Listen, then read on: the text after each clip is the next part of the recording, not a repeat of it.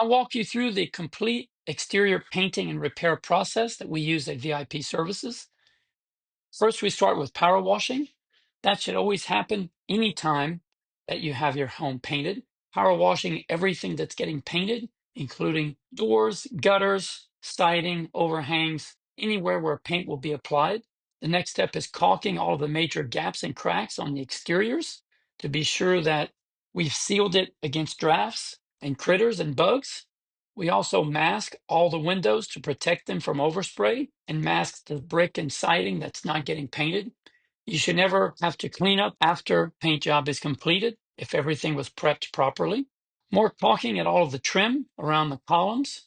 We always scrape all of the peeling paint on wood surfaces to be sure that that's been removed. And then we apply an oil-based primer, which is the best protection against rotted wood. In this case, we had some rotted trim on the chimney, which is fairly common. So we are removing all of that trim and replacing it with concrete board and screwed instead of nailed, which keeps it secured much better than typical nails in the long term. Of course, we're caulking all of the trim after it's been installed and filling all of the screw heads. Something that's optional is spraying all of the roof vents, which is something we often do when we're painting the exteriors.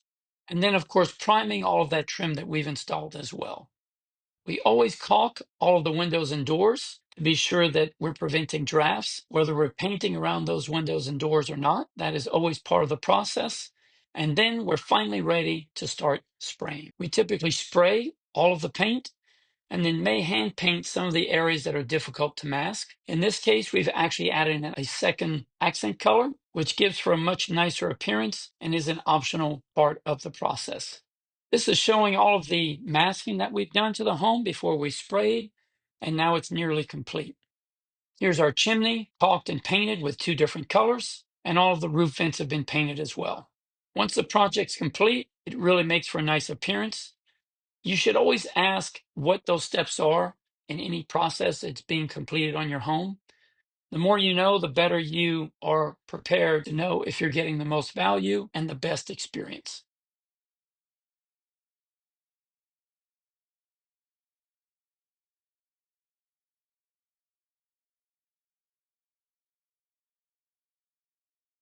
We put this video together to be sure that you understood all of the steps that are involved with replacing your siding and that you know what materials should be used.